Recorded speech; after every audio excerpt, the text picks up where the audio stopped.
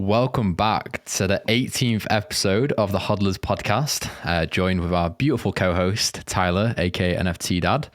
And today we have a pretty cool guest. We're joined by Clint Murphy. Clint has grown a following of over 240,000 followers on Twitter, teaching people about money, psychology, and success. You're the founder of The Growth Guide, which focuses on building your brand, well-being, and becoming financially free. Clint, welcome to the podcast. How you doing? You okay? Welcome. Yeah, thanks for having me, gentlemen. I'm looking forward to a conversation with you on the Hodler podcast. Of course. So starting off to all the viewers and listeners, who is Clint Murphy? What is it exactly that you do? Yeah, it's a great question because I tend to be all over the place on social. So by day, I'm a CFO of a real estate development company. And in the evenings, I write content for social media. I focus on Twitter. My wife is retired now. She repurposes all of that over to LinkedIn, Instagram, TikTok. And next month, we're starting a YouTube channel, which I'm excited about. And I host a podcast, The Growth Guide with Clint Murphy. We interview authors to help people be better, achieve more, become financially free. Yep. And we also issue a weekly newsletter, The Growth Guide, which talks about the same three things. When I'm not doing that, I'm also a father to a 14 and 11-year-old boy, coach hockey for the little guy, and the older guy's already outgrown me, so I'm not coaching him in anything, but I avidly watch his sports and have been with my wife for the last 27 years. We started dating when we were quite young. So it's been a long ride together and excited. The idea is to transition from what I do on a day-to-day basis to all of these projects becoming the full-time project. So you're a very, very busy man. Very busy. So when it comes to teaching people about financial success and coaching these people, what do you enjoy? What do you get out of this? I think the biggest thing that I enjoy about any of it, I haven't started coaching anyone on the financial literacy side. That might be something I write about and I help people through Yeah. writing. The coaching will be more high level, getting shit done. Yeah. But in any situation, whether it's the writing, whether it's the coaching, we just finished our first cohort to help people build a brand and grow on Twitter. It's just seeing people succeed, seeing people grow themselves personally, professionally, or financially. Whenever you see anyone do that, you see the smile on their face that it generates. You see the happiness in their eyes. That's the joy, is seeing other people win. That's incredible. When the giving back, it seems to really fuel people in these journeys where it seems like success comes to folks that are really comfortable with seeing that joy in others. I'd love to capture a little bit from your experience thus far in your coaching and your work, helping folks change their lives. What are some of the common mistakes you're starting to see? Is there a pattern starting to emerge as you're working with people and getting an idea of what you can do for them or with them? Are there some common mistakes that tend to pop up on their journey? Absolutely. And most of these were ones I shared for most of my life. So I have the benefit of being 44. I'll turn 45 this year. And there were probably three major moments in my life where I failed in a big way. And that failure made me reassess my game and say, what am I doing wrong that led to this failure? So I did them out of order, but I'll break it down to three things. And the way I like to analyze this, and the way I intend to write a book about it, is let's realize that we're all basically computers. We're highly evolved computers. And so now let's look at three things. We have our hardware, our software, and our operating system. And so the hardware is our subconscious. So we're trained in almost everything we do habitually from the time we're born. So we're taught scarcity. We're taught that money is evil. We're taught what we can't do. We're taught what our limits are, and we embody that. So by the time we're in our 20s, we don't even think about the fact that we are our greatest self-limiters. So that's the hardware. We have to replace that hardware. We have to understand our subconscious so we can reprogram it and have new hardware to build our foundation on. Then you go to your software. That's your conscious thinking. That's that voice that we let talk to us as if it's the worst roommate in the history of roommates. Like if you had a roommate who talked to you like the voice in your own head, you would move out or you would evict them in minutes. And so the fact that we let ourselves talk to ourselves the way we do is horrible. So that brings us back to negative self-talk, thinking the wrong thing about other people. So you may say something to me in this interview, and if I let my mind be in charge, it will say, well, you said this and you must have meant that. And none of that's true. 98% of the time, our mind is wrong. And so learning to shut that off and control our mind so we drive the bus, not some little chatterbox, or as we call it in Buddhism, not the monkey mind. So that's number 2. And then you get to the OS. That's number 3. And you can boil almost anything in life down to 3 things. Know what you want, understand what it takes, and do the work day in, day out. And when I spent a few years in men's group, what I saw in a lot of the young men was 1, no purpose, didn't know their values, no mission. So that's problem number 1. They have no idea where they want to go. So they're floating like a ship lost at sea, one of those ghost ships that's just floating on the ocean. So then you go to 2, even if they did know what they want, because they've never achieved big things, they don't know how to get from 0 to what I want. And then the 3rd step is doing the work. And so few people have worked on the concept of habits, of building a daily system and daily routine. And what I love, we always joke now, because anytime any of us talk habits, everyone automatically just says James Clear, Atomic Habits. And it's like, well, some of us have been accomplishing things for decades. The book's only a couple years old, but sure, if that's what you want, go read that. That's a beautiful segue, and it's as if you've read my next question, because we're going to get into habits, and of course, you've talked about those 3 main components there with the hardware and the software, your operating system, and the monkey mind, and of course, these are fairly macro ideas, slightly higher level ideas and concepts, and then now we want to move into this idea of, so what do I do next? And in a few minutes, I'd love to dive a little deeper into practical approaches, to figuring out what it is you actually want. Because I think there's often a kind of a discrepancy between what you think you want and what, if you actually got quiet and really paid attention to your surroundings and, that inner narrative, that inner voice, you might actually find there's something else totally differently that you want, that, you've been searching for. So I want to get back to that a little bit later. But for now, habits, strong habits that you can sort of identify with success and making it through this journey towards success. Yeah, and let's not let that line of conversation go, because the big thing that we'll talk about when we get there is the idea of killing our ego. Okay. Because so much of what we think we want is what our ego wants. It's not what we want. So we'll come back to that. Come back to that for sure. Nice. So when we look at habits, it's the main thing we want to get across to people is to figure out, once you know what you want and you're starting, is if you've never done anything and you've never achieved big goals, we want you to build what we'll call your get shit done muscle. And so to build your get shit done muscle, you have to start as small as possible.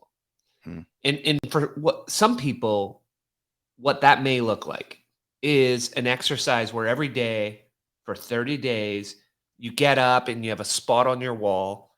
And at the exact same time, every day you stare at it for 30 seconds. So super simple. But what you're doing is you're training yourself that you are now someone who can do something consistently day in, day out. So then the next day you're like, hey, the next month, every morning I'm going to get up at 6:30. I'm going to have my shoes on at the door. Hmm. Great. Next month, I'm going to take that a step further. I'm going to walk around the block. And you just slowly start to build that muscle. And the idea is always consistency. You're always maintaining that streak. 30 days in a row I did something. And it's going for a 5-minute jog, 1-minute walk. 5-minute jog, 1-minute walk. And it's crazy, but a year later, you're running a marathon. Like it goes slow until it goes fast. And then what you get from that is when you've built that habit and you've built it up and you've trained that you are someone who can build habits, now you can add on more complex habits. You could say, hey, I'm going to be a person who reads a book a week. I'm going to be a person who eats more vegetables. Whatever you want it to be, embody that I am going to be the type of person who does this, and then do it consistently day in, day out. Sometimes, you're going to miss, and that's fine. Bring in the concept of daily-ish. You're doing it daily-ish. And if you miss, focus on not missing that second day in a row. Use the 2-day rule. If you miss once, that's fine. If you miss twice, now you're starting to kill the habit. That's cool. So for me personally, I think it ties to having ADHD and not having like a dimmer switch. It's sort of I'm an on-off type guy. Yeah. So for me, I use streaks. So I'll work out every day for X amount of time. And then the downside is when I stop, it's like, months later, I'm like, I got to get back on that. Yeah. Or I'll run every day for 1.5 years. And those streaks allow me to maintain consistency for long periods of time. So for me, it's streaks. That's great advice. And I think, as you're describing that, I'm thinking through, the Atomic Habits book and 1% change and these little things that we want to change gradually. Then I was thinking about a conversation Leon and I have had around the millions of things that we're doing. So we have these lives where we're spinning, 1 million plates. We're trying to achieve all these things. And you get a certain distance down, months, even a year into, quite a full set of habits. But then something you start missing something. Like what's there? You start to kind of get, the motivation starts to wane. And I think your point to streaks, once you already, perhaps for our listeners, maybe some of you that are, feeling that you might have, what is it where you're sort of frozen by, you're not sure what to do. You kind of, so you do nothing.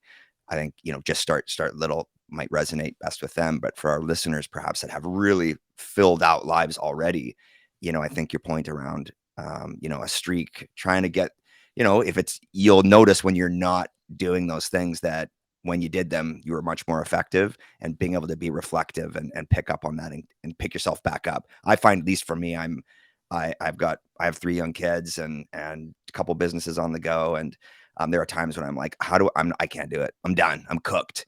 And really you just get through those moments where you just get up, find your coffee, hopefully not something, stay away from the phone for a few minutes, first off in the day, and then you can move on. So those are the things that resonated with me. Yeah. Yeah. Going back to habits, what do you think it is that limits people from creating habits? Because I've been a victim of this myself. Like I've like, right, okay, tomorrow I'm going to wake up early. I'm going to do this. And it just falls apart. Like what do you think it is? Is there a common thing? Absolutely. It comes back to that first part of the simple 3-part equation. Know what you want. So more often than not, when you look at a habit, a lot of the researchers will say there's 2 key things to form a habit. One, the juice of getting to the end is worth it. It's worth the squeeze. Or the pain of not getting there is so bad you need to get there. So if you don't have one of those 2 things, and this one is really you want it. That's the you want it. So if you don't have those one of those 2 things, you're not going to do the habit. So when you say I want to wake up at 6:30 to, let's say, work out, Why do you want to work out? Mm. Right? We've got to get to the why. Yeah. Right. Right? It can't be I want to work out. I spent a couple weeks ago working, learning how to do high ticket sales and offers. And some of the guys that were there were fitness accounts. And watching them go through the examples, talking to me. And I say, well, like I got a little extra belly fat. And they don't hit on the belly fat. They say, how does that make you feel? Hmm. How does your wife look at you at night? Do you think people at work have less confidence in you? How does it feel to not have that confidence at work? How's that affecting your earnings? And like they're digging the knife in. And now I'm like, shit, I gotta pay you guys to help me lose weight. Like I have to, because I want to feel confident at work. I want to make more money. I want my wife to look at me with those eyes that say, I want you. Hmm. And so when we say we want to do something, you have to go through that exercise yourself. Yeah, of course. You have to really, like, you have to high ticket sell yourself. You have to be like, oh, if I want to pick up this habit, what's the juice? What am I going to get out of it? And dig into that emotion. So you're like, if I get up at 6 and I work out, I'm going to get this, and this. Put that on the wall. Now you're waking up. That's true. Yeah. Damn, that hit deep, that one. That was yeah. Okay, right. Tomorrow I'm waking up at 5:30. We're going for it. And I'm gonna remember that. Okay, switching it over a little bit now, and we're gonna go over to the importance of networking actually. And I wanted to talk to you about networking in general. When it comes to success in all areas, how important is it networking with people? And can you also give us some tips and tricks, I guess? I found LinkedIn. I started a month ago, and that has been an absolute gem. Making my profile look good and just messaging people. And I've had so many replies from really big people. That's been my little gem that I've discovered recently. Have you got any? Absolutely. So networking, whether it's you want to grow a social media brand, you want to grow a podcast, you want to grow a newsletter, or you want to grow your career, networking is the number one thing that you need to do. And so people don't realize that. They look at LinkedIn, they look at Twitter, they look at Instagram, and they think, oh, content. I just have to put out good content. If you put out good content, it goes into the ether. No one sees it. You need people to engage with it. How do you get people to engage with it? You have a circle of friends who engage with your content when you engage with theirs. So that's one thing. How do you build that circle and how do you make it the right circle? That's the networking. And so what that looks like is one, never go in with the sale, right? You're never reaching out to these accounts to sell them. You're reaching out with the idea that you want to establish a relationship because there's someone whose content you like, whose message you like, who you resonate with. And so you want to have a conversation. And so what you're usually doing is some of the easiest ways to do it are the compliment lead in. Hey, saw this post, made me think of this, really appreciate it, thanks. You just leave it at that. Usually you'll get a reply. One of the ways to get that reply is to seed it. So there's two things you can do. If there's an account, let's use Twitter as an example. If there's an account you really want, what you can do, there's a tool called Circle. It'll show you who their circle of influences are. You can look at that circle of influence. You can see where it intersects with yours. And you can start to work your way into their circle without going direct to them. So now they're popping on their friend's timeline, right? I'm popping on Leon's timeline and I'm seeing NFT dads commenting there. And then I'm like, oh, now I'm commenting on NFT dad. And Leon's like, oh, hey, I've seen that guy commenting on me and him. Oh, and my other friend Ted and Jim and Jane. Huh, we're in the same circles. Now, when I send you that complimentary DM, you've seen me 10 times on your feed, on someone else's feed. And every time you comment, you add value. Number one rule of any social media, add value to the person in your comments. So then when you send that complimentary DM, you're like, you feel like you know me because I'm in your circle. And so then the conversation starts. And then you see where the conversation goes. You don't go in with a mission to get it to be a sale or be somewhere. And down the road something happens and you're like, hey, I think there might be an opportunity. Do you want to engage with each other's content, or do you want to join us on our podcast? Seems like we have mutual interests. Boom, relationship. And going back to that high ticket sales course in Florida, there was 14 of us. We were all from Twitter.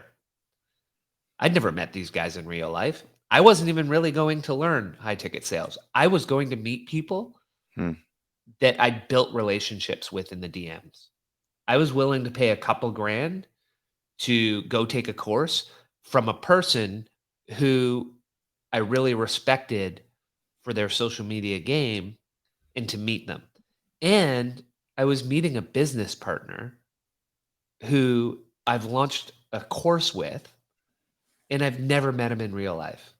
I've talked to him almost every day for a year and a half. We have 2 or 3 courses and things we work on together. And that was the first time I met him. How did we meet? The DMs, when we both had 1,000 followers or less. Like it's magic. Yeah, that's like me and Tyler, actually. So me and Tyler, we've never met each other. Tyler's in Canada. I'm in the UK. We've never seen each other. I actually reached out to Tyler probably a year ago now, must have been, over on TikTok, because he was creating TikTok about like NFTs and crypto, and again, like personal development. Reached out to him. I was like, hey, I don't know. I don't even remember the first message. I just reached out to you and we started talking. We're like, should we start a podcast? Like, yeah, sure. Why not? And there we go. We're on episode 18. It's been a while. We've been on and off with the podcast, but it was trying to get into like a solid rhythm now. And turns out Tyler might be moving to the UK this year. So I'm going to see you for the first time, which is crazy. Yeah, but that's all through networking, which is super, super cool.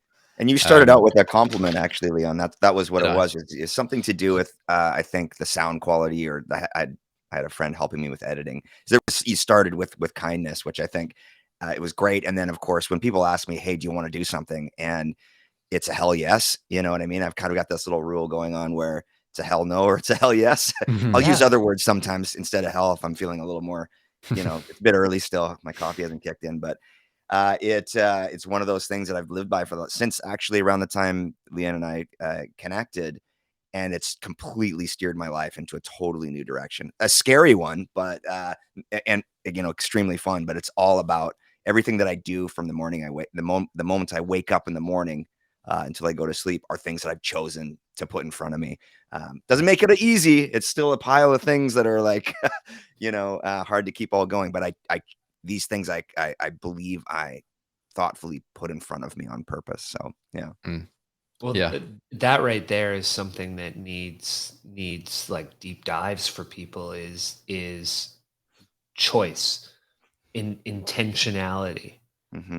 You have decided that you're going to live a life that you want to live, and you're in control.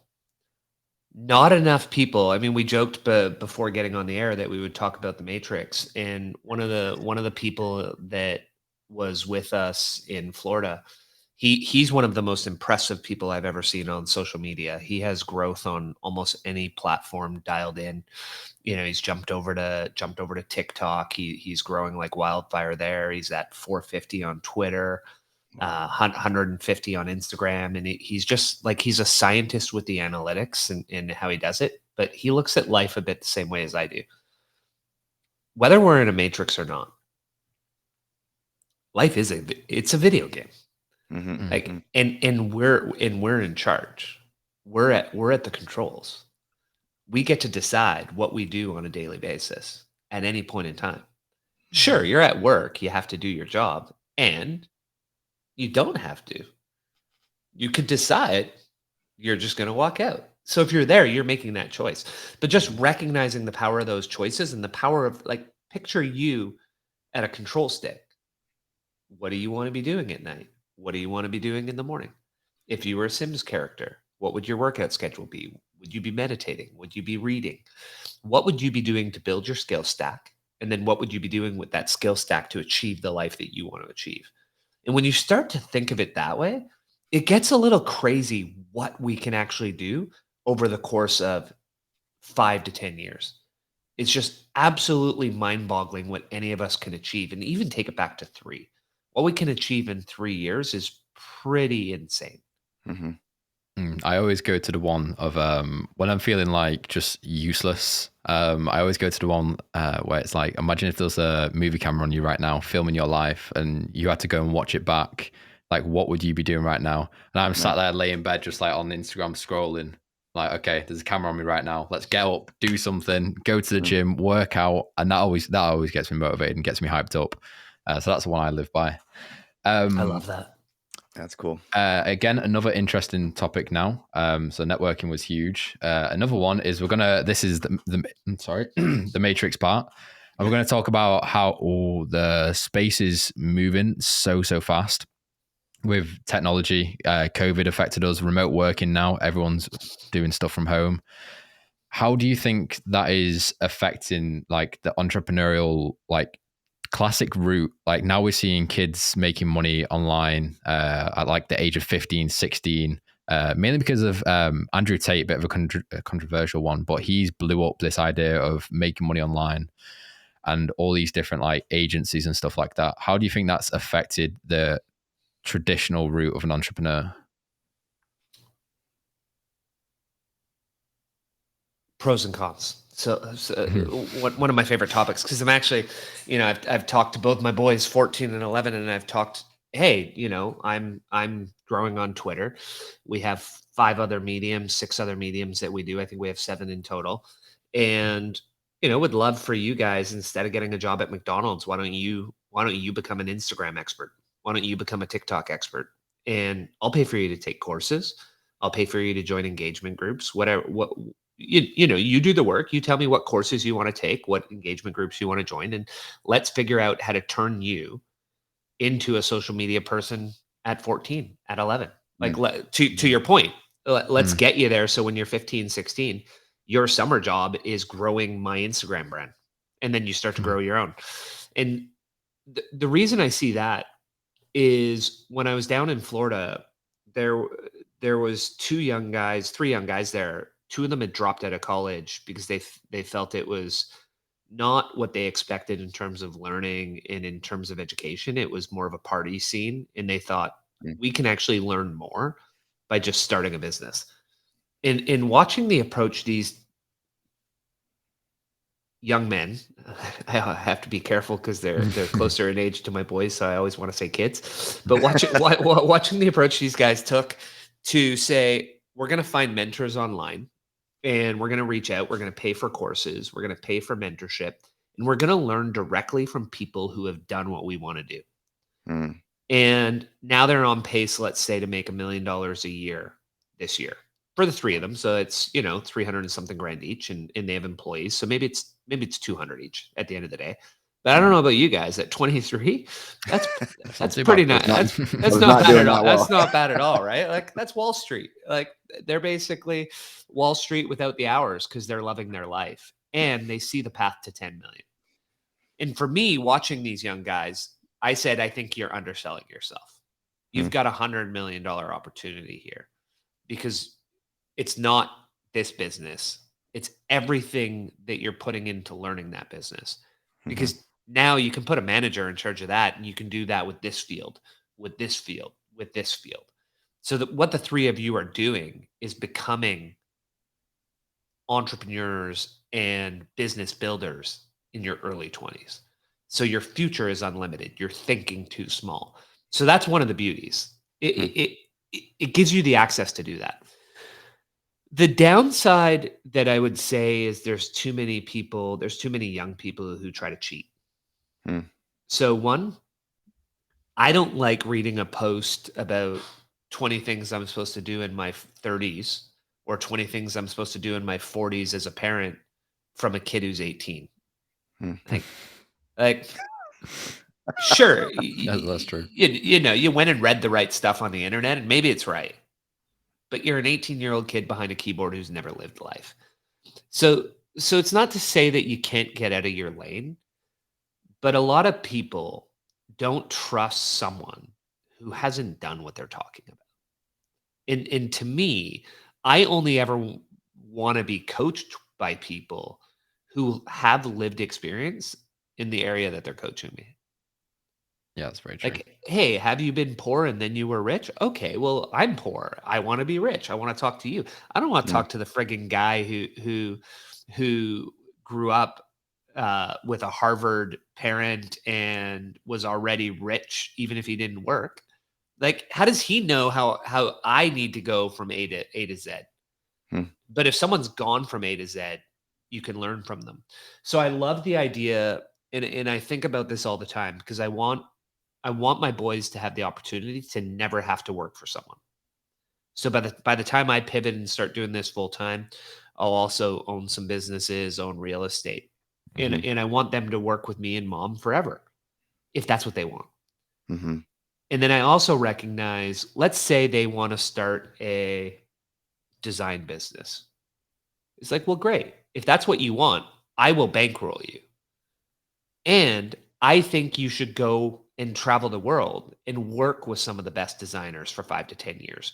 Learn from amazing people before you start your thing. Because it's very hard to start that thing without that lived experience. So it goes mhm, back to our equation. Know what you want, understand what it takes. Yeah, we can get you your own business. We can get there. But go out and get experience from some of the best people in the world, best companies, and take that and then start your own thing. mm, mhm. Because then you really know, okay, now I know what I'm doing and I'll bankroll you. And same with social media because we see so many people just trying to shortcut it and they're like, oh, just chat GPT. It's like, dude, I can like I've got a friend, done 12 book summaries in the last week. It's like these are I'm gonna message him and say, are like, stop doing your chat GPT book summaries. Like they're none of them are going viral because I think we all know their chat GPT book summaries. Don't go for Yeah. shortcuts. Yeah, yeah. That's a beautiful segue, and we're weaving our way towards this deep dive we'd love to take into figuring out what it is that you want. But before we arrive at that spot, I want to sort of peel back the layer a little bit on this notion of a lived life of folks trying to make extraordinary growth happen in a really short amount of time, like really focusing on I have to do this quick, fast, and be, all of these things as soon as possible, particularly folks, younger folks that are just kind of hell bent on getting there as soon as possible and see real clout in that. Like they see, they scroll, they see someone that's 19, 20, 25. They got the Lambos, they got all these things, they've got it all, right? And what I've seen sort of emerge from that is this almost godlike perspective around growth hacking. And growth hacking I think is great. Ryan Holiday, the books that he's put out, this idea of A/B testing, iterating quickly, referral marketing, SEO, email, all of the stuff that's kind of that Dropbox used to get to where they are and so on. People are taking that and thinking that, okay, well, I'm just going to rinse and repeat that. And now, I've got growth hacking pinned down and I can get there super fast. I would love to hear your perspective on where growth hacking is in the entrepreneurial space, where you see it show up in your journey that you're on right now. And then let's get over to this, figuring out what people want after this question. Yeah, I always write that meta is greater than hacks. And what I mean by that, so we'll do two things. One, meta over hacks, and two, productive activity over productivity. Got it. And so many young people, like they want the hacks. They want to get ahead. But nothing good or nothing sustained ever happens fast. So you want that giant Twitter account, so you just go and buy it. Hmm. Great. But do you have engagement? Do you have people who will buy from you? Can you sell high ticket sales or are you stuck selling retweets for the rest of your life? So how does what you're doing now play into the long-term game? And if you don't have that long-term vision, you're not going to make the right decisions today. So that's actually more decades over days. And then when Mm. you get to meta over hacks, when you like the hacks are such short-term fixes, like, oh, 4-hour deep block of work. It's like, okay, sure. But the meta is like fix your friggin' thinking. Like Mm. you have a flawed brain. Work on improving your thinking. Understand Mm. how your brain's flawed. Cognitive behavioral therapy, psychoanalysis, shadow work. Like get into the nitty-gritty of your brain, fix your thinking. That's not quick. Mm. And it's work, and it's not glamorous, and not many people are writing quick shadow work books. You got to dig into your psyche. But if you fix your thinking versus that person who's just going for the hacks, but they're still like a dopamine monkey, like let's bet on who's going to win over the next 5 to 10 years. This person who went slow, slow is smooth, smooth is fast. They went slow to go fast long Mm. term. This person went fast to burn out and not get anywhere because Mm. they actually weren't focusing on the deeper work. So Mm. I'm a huge fan.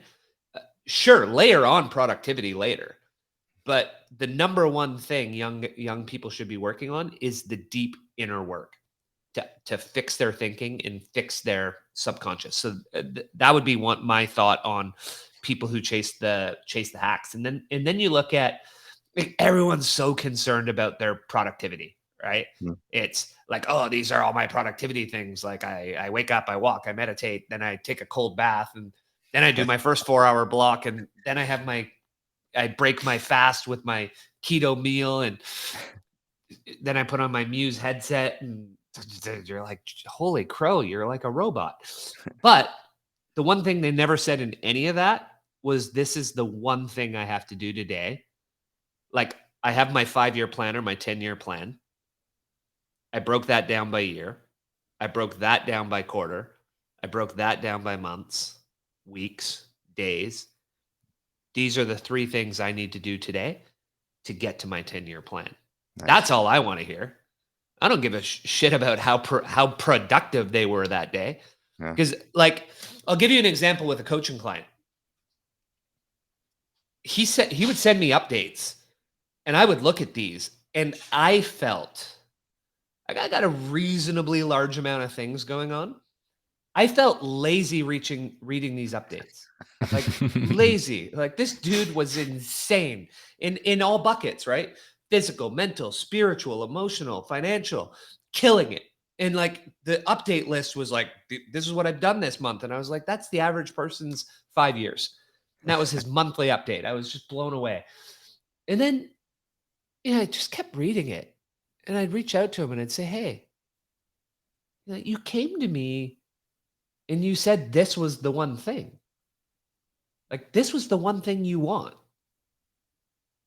And you've just sent me a one-page update of your month. And I'm blown away by the volume and productivity you had. The workouts, the books you read, the podcasts you listened to, the courses you took, Mm. the interactions with your kids, the interactions with your wife, what you did at work, what you did for your workouts. Blown away. But you didn't do anything for the one thing. Hmm. And that's why you're here. You said you want to stop working. You said you want to start a business. That's your one thing. In this entire page of productivity, there was 0 productive activity towards the one thing. And how many people do you know that are doing the hacks, talking to you about being busy, sharing how productive they are, and they aren't doing anything to march to that 5-year goal? Like, everything I do is to my 5-year plan. That's it. Like, sometimes I'm getting a little heavy, not happy, but I'm doing that because I'm marching to my 5-year plan as the priority. And so you can't hack that. Hmm. That hits hard. I love that. That's amazing. Wow. Now Clint, how can we steer this? And I think it's already kind of headed there and it's interconnected towards what do you want? What do you actually want? And then now let's do that beautiful work back you've described there from 10 to 5 and kind of deconstructing everything to be really intentional about how each day goes. How do we tie in this idea of figuring out, what you think you actually want? Yeah, it's so powerful, and it's we can zone in on two things. We've got the micro and we've got the macro. Hmm. So like the micro is simple things like you reach for the beer, or you reach for drugs, or you reach for that extra pint of ice cream, or you want that shiny new car, and then you start to do the work. Sit in a dark room, get some silence, meditate, and ask yourself before you do it, like, well, what am I actually reaching for? Hmm.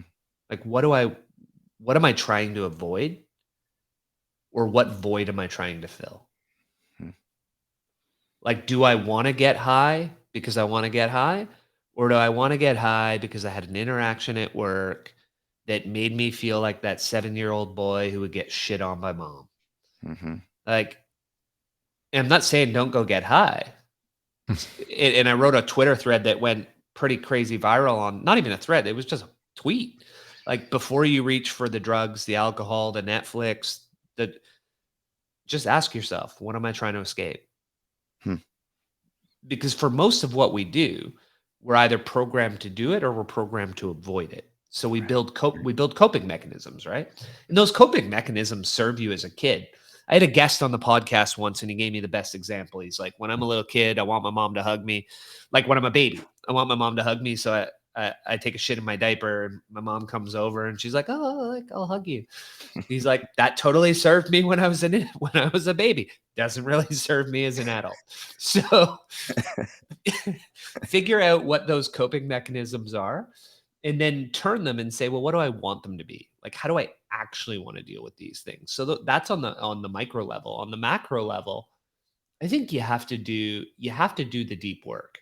You have to do the deep work to understand, what are my values? What is my purpose? And what I like to share with a lot of people is you look at examples of, well, what are you actually good at? What are your strengths? Hmm. Look at Ikigai, the Japanese concept, the intersection of what I'm good at, what I love to do, what people would pay me for, what the world needs. And when you get to that intersection, like, you can work 18 hours a day and you're like, I love life. Mm-hmm. And that's a key thing right there. Like, what do you two do and you lose track of time? You skip meals. Your wife or your parents are like, hey, like, get out here. Like, it's cold.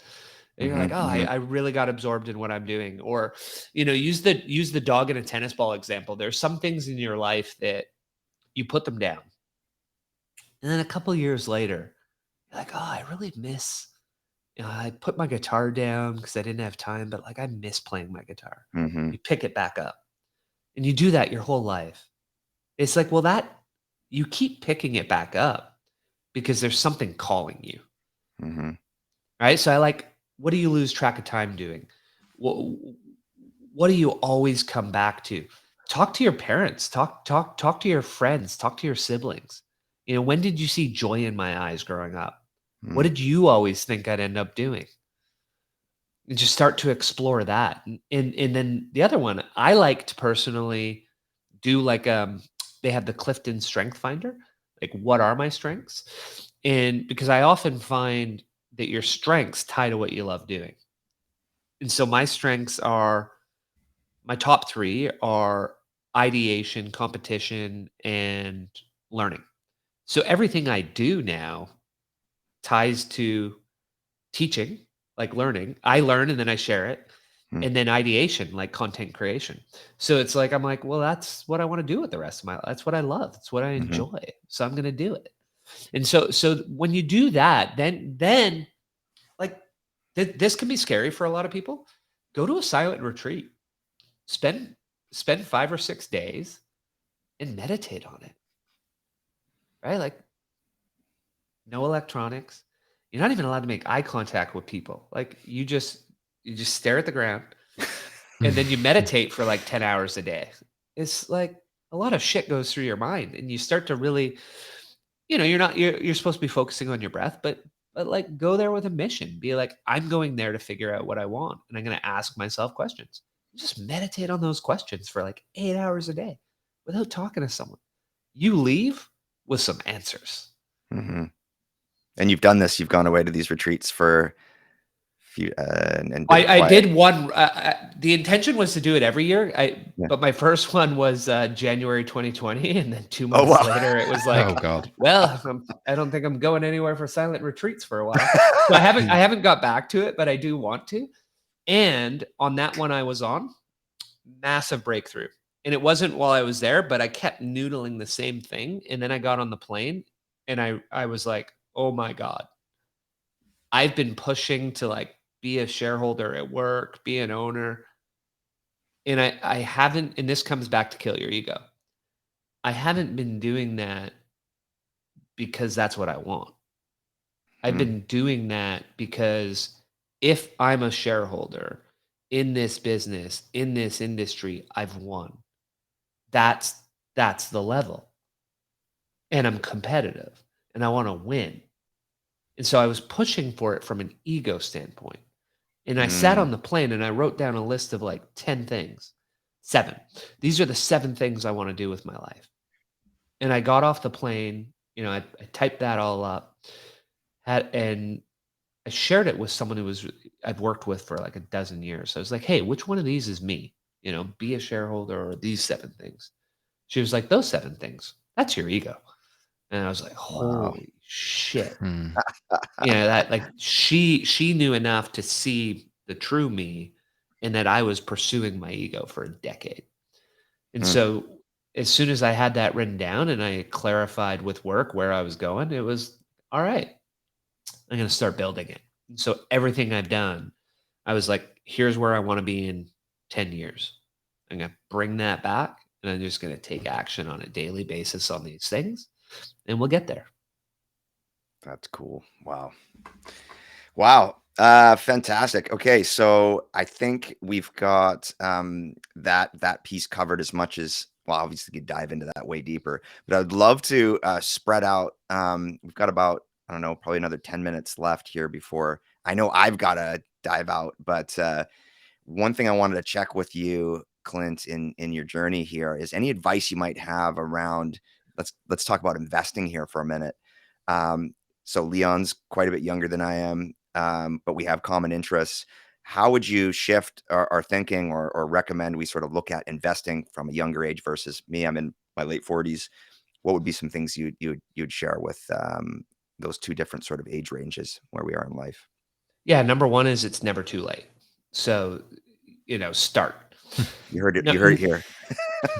Number 2 is we're never focused on short-term wins. Like there's no get rich quick. Like I hold a fair amount of Bitcoin and a fair amount of miners. It's not a get rich. Like I've told my wife it's either 0 or it's this much in like 5 years. And I'm okay with that. But I'm only okay with that because I have a very reasonably, well, I guess, large portfolio of real estate that I've built over the last decade. And that's 95% of my assets. So if my crypto goes to 0, doesn't matter. So, but that's only invest in something that's higher risk with the amount of money that you're willing to lose. So now let's go back to that young person. I'm going to say, start young, as fast as you can, as much as you can, as often as you can, and don't touch it. And when you look at, so I wrote a post that went pretty viral on compounding. And I said, if I offered you $1 billion on March 1st, or I gave you $1, and then every day thereafter, I gave you twice as much as I had the day before, what would you take? And the average person is going to take $1, or sorry, the $1 billion. if you take the dollar and you double it, do the doubling dollar, you end up with $2.17 billion in 31 days. So you look at that and say, where am I making that flawed logic? Mm. It's all about getting the compounding to work for us over a long period of time. You look at, I think it's the 2740 rule. If you save $27.40 a day, you'll save 10,000 a year, or it might be a thousand a year. We'll have to check the math on that. I think it's 10,000. And then if you start saving that much from the time you're a certain age, you have 2.5 million by the time you get to 55. So you just start to look at that power of putting the money to work as early as you possibly can. For the average person who doesn't have an informational advantage in any way, I'm going to say just go index funds. They outperform almost every money manager out there. If you have knowledge and you're willing to do the work, do something different. Do something that has a little more risk. Do something that where you can take advantage of your informational knowledge. You're a fellow Vancouver, right? I have massive room still left in my RSP. I've never put money into my TFSA. And people think I'm crazy. These are for American listeners, our 401ks and our Roths. And I haven't put money in there because all my money goes to real estate, because that's where I feel like I have an informational advantage and I have an opportunity advantage that the average person doesn't have. So over the last decade, I've bought, if I include my single family home, 9 homes.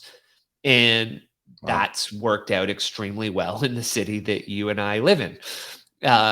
We're both in Vancouver, BC, which is a high cost of living city, and it's had an incredible decade. And so that's the decade I've been investing in real estate here. That doesn't mean that I don't want to put money in index funds. That doesn't mean that I wouldn't if I was young. It's simply, I look at, even Warren Buffett will say, to the extent, like, if you don't do the work, you don't have the knowledge, just put your money in index funds. Right. And if you have an informational advantage over the market, put your money where you have an informational advantage. And so that's what I would say to young people is, where do you have the ability to generate outsized returns because you know something other people don't? Very cool. Very cool. So I'd invest in that. And then the number one thing, like, Leon, you're probably much younger than the two of us. Like, the number one thing you invest on when you're young is yourself. In like courses, books, mentors.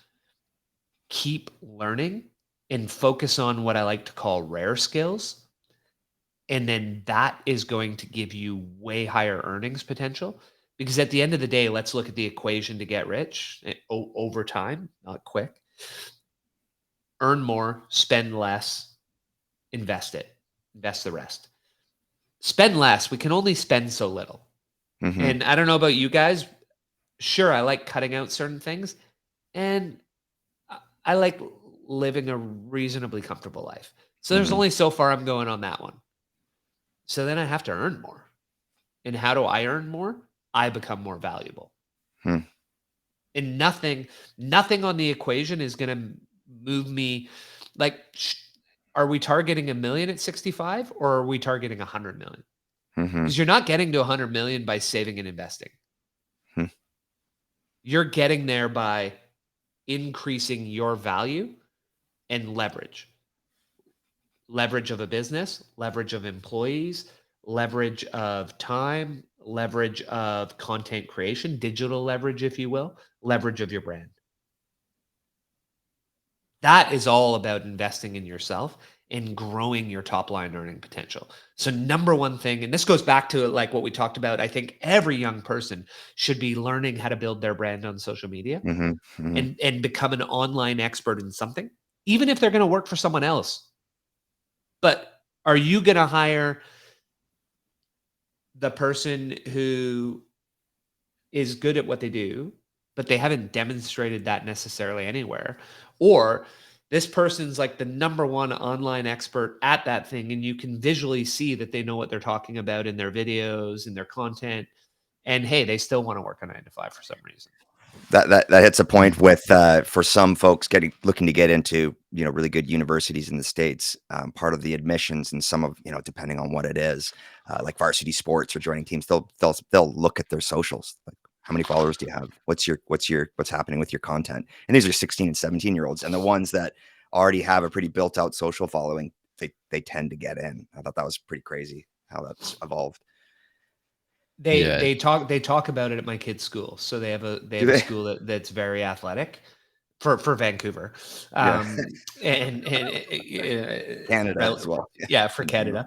It's the most American school I've ever seen for sports, and they tell the kids, hey, or they tell the parents, hey, set up your kids' Instagram feed, and you own it for their first, grade 8, 9, 10.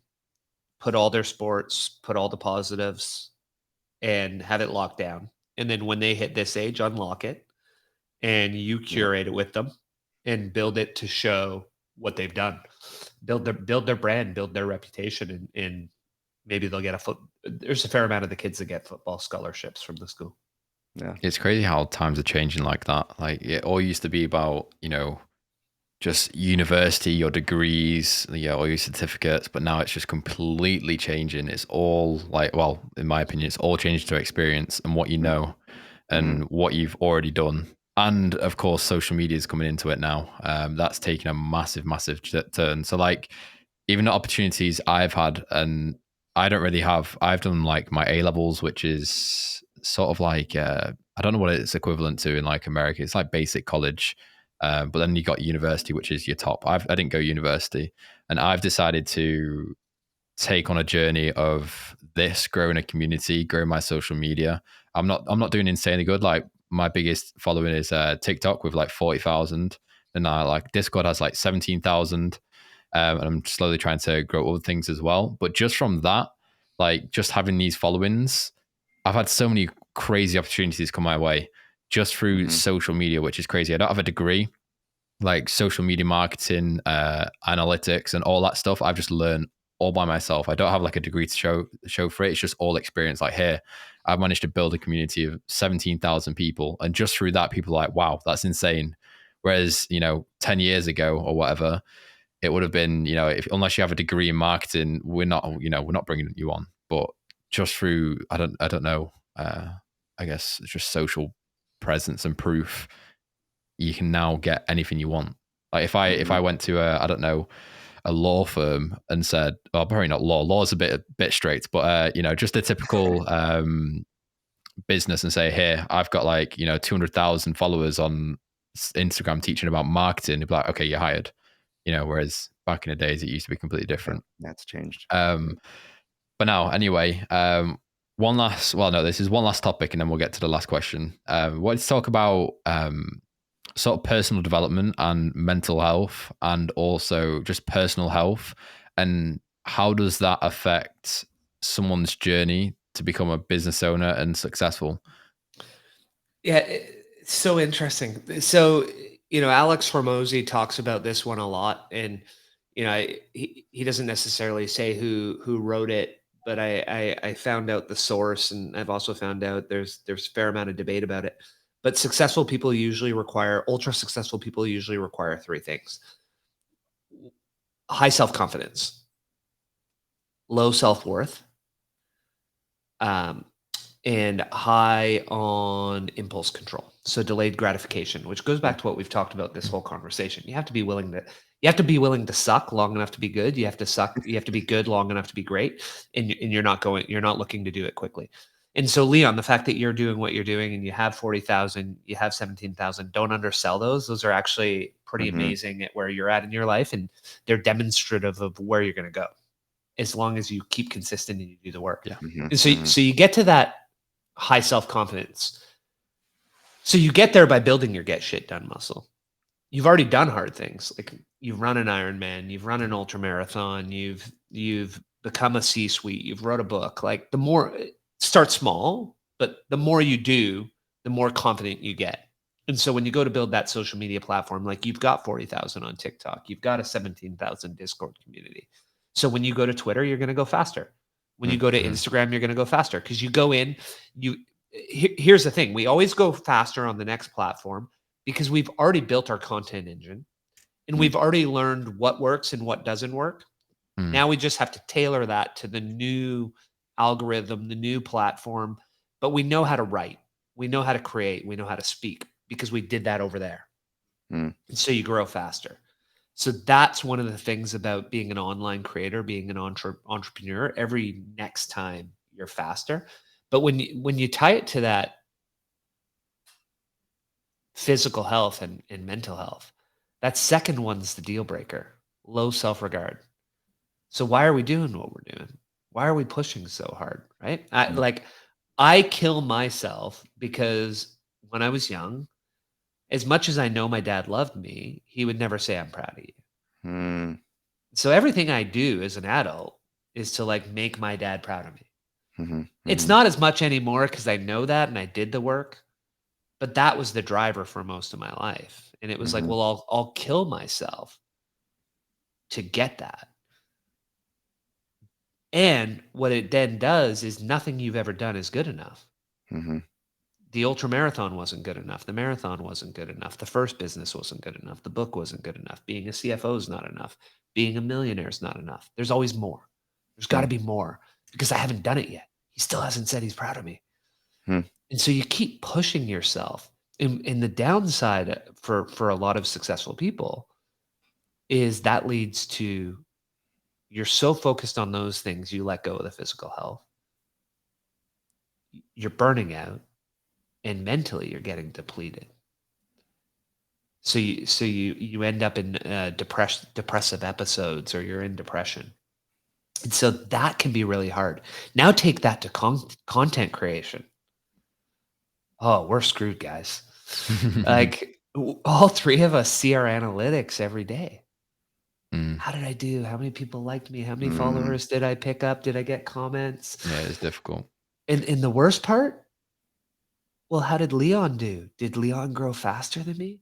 Is his account bigger than mine? Comparing as well, yeah. That's a massive one. Yeah, and like let's call that one the Kardashian effect. Is I love what those women have done, but they just created. They were the first people to really create this world where you show your best self and you show what you've achieved, and it's like none of us are ever going to hit what they've achieved, but we're all so into watching what they've achieved and into watching what each other have achieved. And everyone's showing front of stage. No one's showing back of stage. Like you and I aren't showing when we yell at our kids. We're not showing the shit show of the living room when they're in it. We might show it like, oh, hey, we had a maid come in every 2 weeks, and now it's spick and span. Let's get the Instagram photo with the fans, right? Like it's all front of stage. So we create this world where we're all looking at everyone's front of stage. The three of us are always looking at analytics, and it just creates this world where like you never feel like you've made it, and you're always wanting more, and that can be a burnout and a mental health killer. So I think for people in our space, you really have to focus on like get a tech fast, have a day off, meditate, do all the things like meditate, go for a walk in nature, drink water. Yeah. Connect with someone in your community, Yeah. Comparing I've sort of learned just to escape the circle and the cycle of just comparing to everyone. And like for example, TikTok's the most up and down social media I've ever been on in my life. Like for a week, my videos will do amazing. And then the next week, it'll just be like a slow drought. I'll get no views. And you've just got to move back to the consistency and every single creator says the same. You just got to stay consistent no matter what. Yeah. If your views are down, it might be your fault. It might not be. It could be the algorithm's changing. But if your views stay down, then switch it up, change something, change the style of your video, your hooks. There's so many different like not just the analytics of a video, how you form and structure a video. And TikTok is like the attention span is there's no attention span at all on TikTok. So the first like 1-2 seconds of your video are critical. If like you can't keep someone for 1 second of your video, that's it, it's a scroll. So you have to like start punchy, like compared to Twitter, you can write like a massive paragraph of like 1,000 words and everyone will read the entire thing. TikTok's like you like 20 words max. Like, you've got to be so fast. And if like you're not super punchy within the first like 1.5 seconds, that's it. It's just scroll. So it's crazy. And like it's just difficult seeing like all these other creators in the same niche as you just go from 0 to 100k followers from like one video, and you're there like, why on earth aren't my videos getting 3 million views? But you just got to be realistic with yourself as well. Like, I'm sat here after a year of work just doing one video a day, like not putting like, well, I am putting an insane amount of effort, but one video a day, and I've done 40k followers. Like, that's a pat on the back compared to like this one dude who's, you know, one video blew up on it. It's like his first week on TikTok and now he's got 300k followers. You just got it's difficult, but you just got to stay realistic with it all.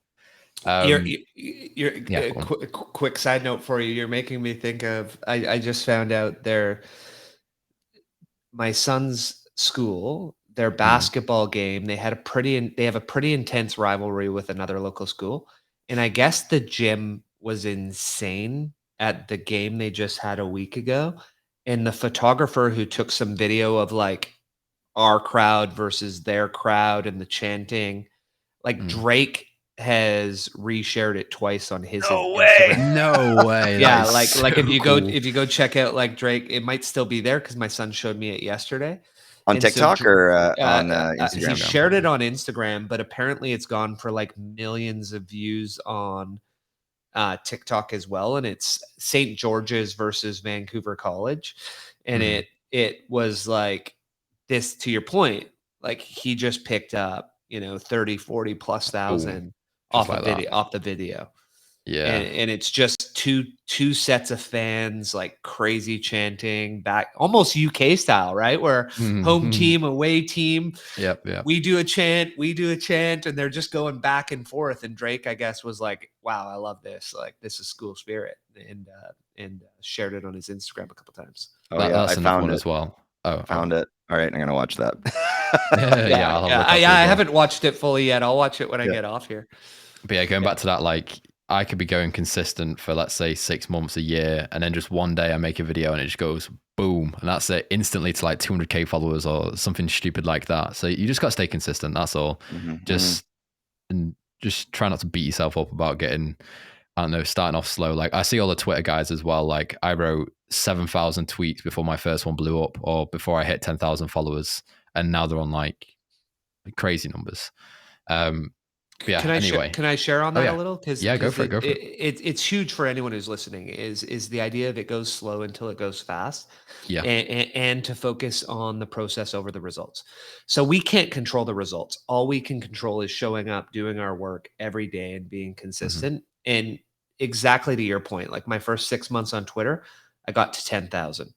Then over my next 4 months, I added another 15, and then from that moment on, it was an average of 20,000 a month for the next 10 months. That's insane. So it's like, it just takes forever to, and then an account on Twitter, Save Your Sons, who's the guy I was talking about earlier, who's just insane at this. He posted like, my first 100,000 took a year.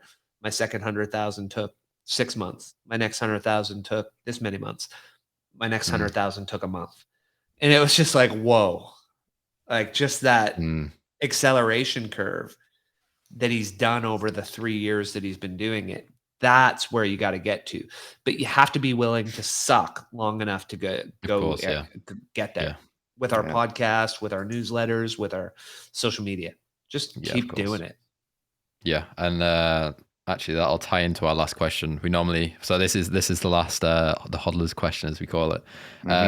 So we'll give it a 2-part. We'll start off with, if you could go back to, let's say, a few years ago when you started your journey with all your self-development, your financial success, all these things, what is one piece of advice you would give yourself if you could start all over again?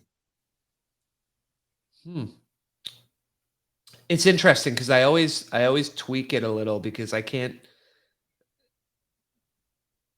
change anything before 2011 when my second son was born, because I look at it and say, well, I can't not have those two.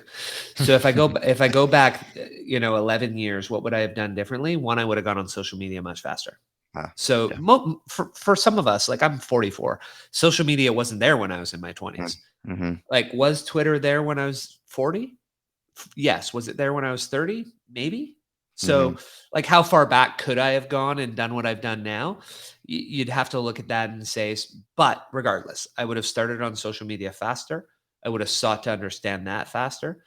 Then, outside of the social, I would have fixed my thinking quicker, both the deep unconscious and the conscious. I would have done that hardware, software fix sooner.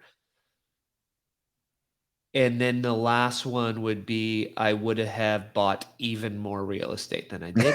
And with any leftover change, I would have bought more Bitcoin. And I would have sold at 68.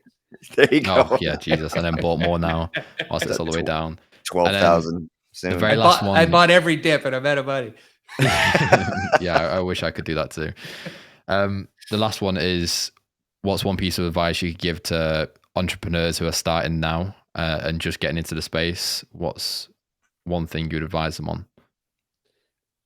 I think that idea we talked about of focusing on decades, not days, Mhm. and then breaking the decade all the way back to what are the things that I have to be productive on a daily basis, not productive on, productive activity on a daily basis, that I'm going to move forward daily, that are going to add up to big shifts over the years and massive exponential shifts over the decades, and Mhm. focus on those things. Outsource as much of the other stuff as you can. Like, even with social media and my wife joining the team, like that's led to me being less burnt out, and it's still not enough. She's getting up to speed on all the admin stuff, and that's great, but now you're just my admin person. I need you to be a COO. So she has to outsource all of the stuff she's doing today. Understand it, create the Loom videos, create the checklists, outsource it to a virtual assistant. So anything that doesn't move the big ticket needle forward, outsource. Focus on where you add the most value. And if you can focus every day on where you add the most value, shit is going to change insanely in 5 years. That's awesome. I love that. It's all about long term over short term. Yeah. Yeah, that was amazing. Thank you for that. Wow, Clint, fun, that was guys. incredible. That was Yeah, a it was fun. solid podcast. And for everyone listening right now, you can find Clint over on, where are you? You're pretty much everywhere, aren't you? Yeah, I'm on almost everywhere. I am Clint Murphy is the main spot on Twitter, Insta, TikTok, YouTube, and you can find me at thegrowth.guide. Boom. love it. And thank you for listening.